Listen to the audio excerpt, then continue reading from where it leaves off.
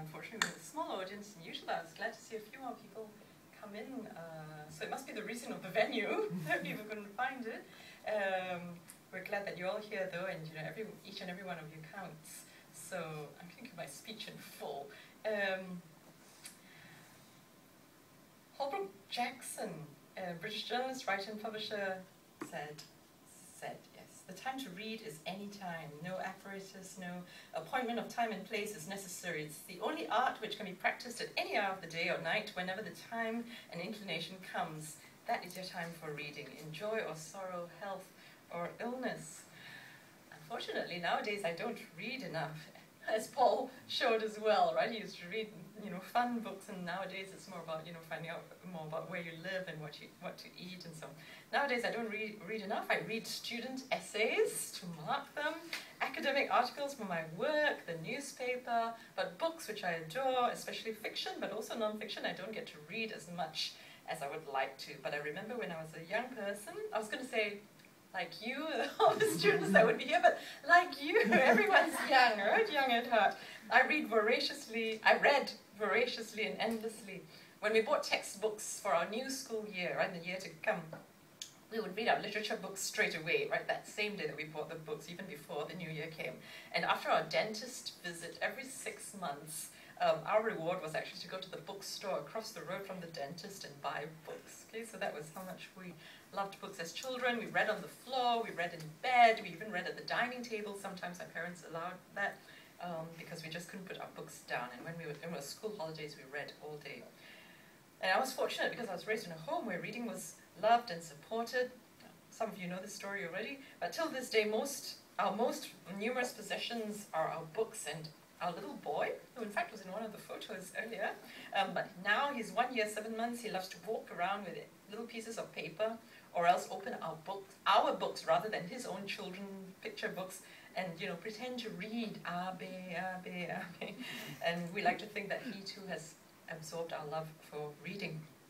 And other young people are sometimes not in the same circumstance. Books may not have been part of their lives, and reading may not come so naturally, and all the more in Cantonese dominant Hong Kong, reading in English may be even more challenging, right? So, but first of all, why care about reading? Why should we care? Why should we care about reading in English? I spoke about this in the closing ceremony in February, but I think it's important enough to talk about again now, right? Very briefly, there's been much research on the importance of reading. And I'll mention just a few crucial things. Reading increases general knowledge. Obviously, everything you read adds to what you know about the world. It sharpens your brain. It's been found, right, that those who read have higher grades, higher grade point averages, higher intelligence. It improves your analytical thinking. It increases your concentration level. The more you read, the more you increase how much you can concentrate for a particular period of time. It expands your vocabulary, obviously, all the new words that you learn. It improves your spelling because you're always seeing words in print. And in fact, reading increases vocabulary more than talking to other people and more than direct teaching. So even if you're in a class and teachers are teaching you new vocabulary items, you actually learn more if you're reading than if you're actually being instructed on new items of vocabulary. So reading forces us to look at words which we may not use in our usual context because we're reading about different places, different times, different cultures, and we expand our vocabulary within a context, right? We learn about words better within context. Reading is also a model for writing, right? So reading and writing go hand in hand. It improves your writing skills because you learn about style. You're exposed to different styles, different ways of forming sentences using words. Yes, it improves your writing skills. Also, with reading, you can work at your own speed. You can read as fast as you want, you can read as slow as you want, you can go back to the bits that you didn't understand, you can go back to bits that you love. You can also choose material of personal interest so that it feels enjoyable and effortless, right? So there's, everything good about reading. And in fact, if you want to go more into research, then an early start in reading is actually not just about, doing something at that point in time, but it actually predicts a lifetime, right? A future of literacy experience, because this is actually quite stunning because even students who may not, let's say, have a particular cognitive ability, if they read a lot, they actually build their vocabulary and their general knowledge, and this can actually make them, in a way, make them smarter, right? Improve their cognitive ability by reading. They're likely to read more over the years, and they're likely to make up for their more modest levels of cognitive ability. Okay, so reading really does everything for you. So much for reading. The thing is that it doesn't come so easily, right? Steven Pinker, I've used this quote before. Steven Pinker, who's a psychologist, cognitive scientist, linguist, and popular science author, says, babies are born with the instinct to speak the way spiders are born with the instinct to spin webs. You don't need to train babies to speak, they just do. But reading is different. And Louisa Moats, reading and literacy expert, says teaching reading is rocket science. Okay, it's that difficult. How do you teach people to read? How do you teach people to enjoy books? This is really, really challenging, and in this respect, now I really want to, in my capacity as Hong Kong U representative, I really want to commend Hong Kong Reads and iLearner for their initiative of the Hong Kong Reads English Reading Campaign with the aim to promote English reading to students in Hong Kong. We of the School of English at Hong Kong University are honoured and delighted to have been a campaign partner from the pioneering year, last year. And of course, we're very, very pleased to have been able to continue to collaborate with Hong Kong Reads this second year. In the School of English at Hong Kong U, we offer degree programs in English Studies and in Language and Communication, in which we focus on the study and use of language in society in a multilingual world. We look at the study of English language and linguistics, and we look at the study of literatures in English, such as English and American literatures, creative writing, women's writing, post-colonial and world literature in English. Clearly, books and reading are a central part of our existence, and we are obviously very thrilled to be able to work with Hong Kong Reads so that we are able to go beyond just interacting with university-level students, some of whom are here with us today because they're helping out with Hong Kong Reads, Sheila and Vanessa, who is out front. But you know, this allows us the opportunity to go beyond that and to also make connections with school students, right? Like some of us in the audience, as well as other people who work with schools, right? And not just with universities. So we're really pleased to be able to be part of this. Thank you, Hong Kong Reads, for inviting us to be a campaign partner. Well, as Paul has told you, Hong Kong Reads English Reading Campaign comprises a diverse range of activities to encourage English reading, public forums, like what we're going to have today, and others which are held throughout the year with publishers, professors, professionals, storytellers, educators, who share their thoughts about reading related to selected topics of interest. Hong Kong Reads has a website with lots of things going on there, including book recommendations by Hong Kong personalities like university lecturers, writers, and political figures. There's the reading marathon, there's the book carnival. But of course, and we kind of experience it today, right? In this era, for the young people, you know, in this age of technology, with so many other things going on, there's the internet, there's movies. How do you make reading books, right, or things related to books, talking of books, interesting and relevant to our younger generation? Again, I talked about this at the closing ceremony in February. If I want to quote from Roald Dahl in Charlie and the Chocolate Factory, the Oompa Loompas said, "Please, oh please, we beg, we pray, go, throw your TV set away, and in its place you can install a lovely bookshelf on the wall." That's lovely to, you know, for us readers, you know, that sounds like a wonderful idea, and in fact, we don't have a TV set at home. We have a computer though, we watch things on the computer, so that's cheating actually. But we do not have a TV set, we have lots of bookshelves. But this may be counterproductive, right? And we don't want to alienate young people from reading. That's exactly the opposite from what we want to do. So the point is that we do not need to make an either-or choice, but instead think of how to work together with what young people like. And in this regard, I think Hong Kong Reads does have its finger on the pulse of the youth, not just with their website, with their Facebook pages, which I sometimes go to and look at, but also with one of their key events, the book advertising competition, which I think was highly successful based on last year's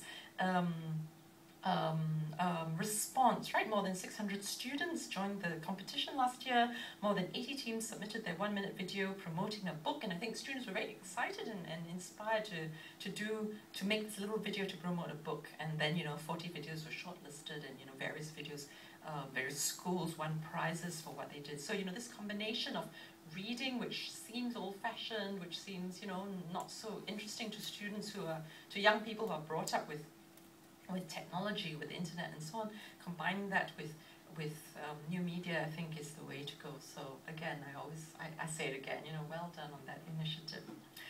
The theme for today's panel, later on, is books that change history. So I thought I would just close with a few thoughts on this.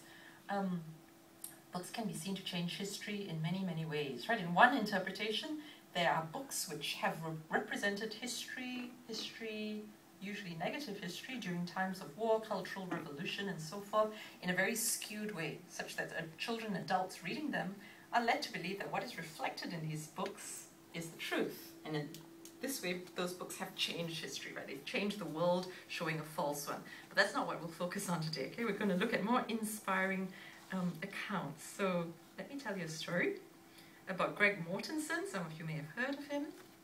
He's the co-founder of a non-profit organizations in Central Asia Institute called Pennies for Peace. He's the co-author of New York Times bestseller 3 Cups of Tea, which has sold 3 million copies, been published in many languages in many countries, and so on.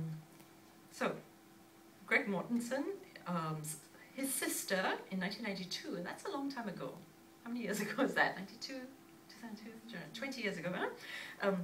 So his sister died from a seizure after epilepsy, after struggling with epilepsy through her life. To honor his sister's memory, the year after, he climbed Pakistan's K2, right, the world's second highest mountain in the Karakoram range. While recovering from the climb in a village there, Mortenson met a group of children who were sitting in the dirt, and they were writing using sticks in the sand. And when he saw that, he made a promise to help them build a school. From that promise grew a humanitarian campaign in which he has dedicated his life to promote education, especially for girls in remote regions of Pakistan and Afghanistan. And as of 2010, so a couple of years ago, he has established over 131 schools in rural, usually volatile regions, right, unsettled regions of Pakistan and Afghanistan, which provide education to more than 58,000 children, where few education opportunities existed before. In his new book, published in 2009, which is called Stones into Schools, Promoting Peace with Books, Not Bombs, in Afghanistan and Pakistan, he writes about schools, right, and about education. Schools. They are a testament not only to the Afghans' hunger for literacy, but also to their willingness to pour scarce resources into this effort, even during a time of war. I have seen children studying in classrooms, set up inside animal sheds, windowless basements, garages, and even an abandoned public toilet. We ourselves have run schools out of refugee tents, shipping containers, and the shells of bombed-out Soviet armored personnel carriers. The thirst for education over there is limitless.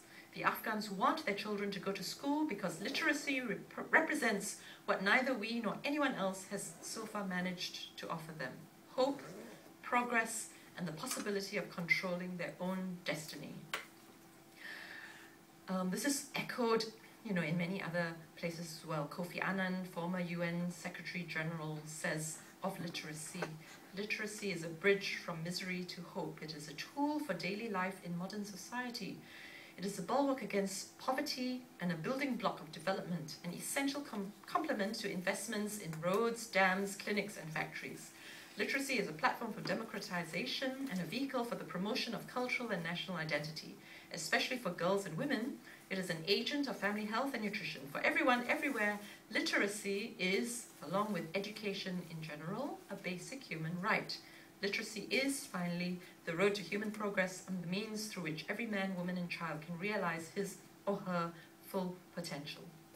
And these are impressive cases of how books, education, literacy can indeed change the history of people, change their worlds. And I hope you can draw inspiration from this, even if it may seem something beyond your capabilities, and I'm talking about, younger people, beyond your capabilities at this point in your time. Though of course it isn't, right? Nobody's too young to start doing small things. So perhaps I leave this as a long-term challenge to you for some time in your life, right? To work with books that can change history. We here in Hong Kong obviously have far more fortunate circumstances because most of us do not have to face on a daily basis war, abject poverty and other challenges to survival and development. Our basic human needs are by and large met, and we do have the luxury of reading. And even in this comfortable life of ours, books can also change history by changing a single person's life, right? And that person may then go on to do great things, different things for the world. I now quote from Sir Arthur C. Clarke. Many of you will know him, science fiction writer of many things, including 2001: A Space Odyssey. He says, I'm sure we would not have had men on the moon if it had not been for H.G. Wells and Jules Verne and the people who write about this and made people think about it. I am rather proud of the fact that I know several astronauts who became astronauts through reading my books because he wrote about space. So here's my second challenge to you in the year to come, to read a book that might perhaps inspire you to a career or a vocation, or to change your career or vocation if you're already in one, right? It's never too late to do that. And finally, James McCosh, who in the 1800s was a philosopher and president, and at some point president of Princeton University, said, "The book to read is not the one that thinks for you, but the one that makes you think." Right? So books can change history simply because they change how you think. They change how you think about the world you live in, about life, about yourself. Okay, so my third and final challenge to you today is simply read a book that makes you think. So thank you very much, Hong Kong Reads, for your initiative, for what lies ahead in this year. Once again, we're very glad to be a part of this, and we look forward to lots of reading. Thank you.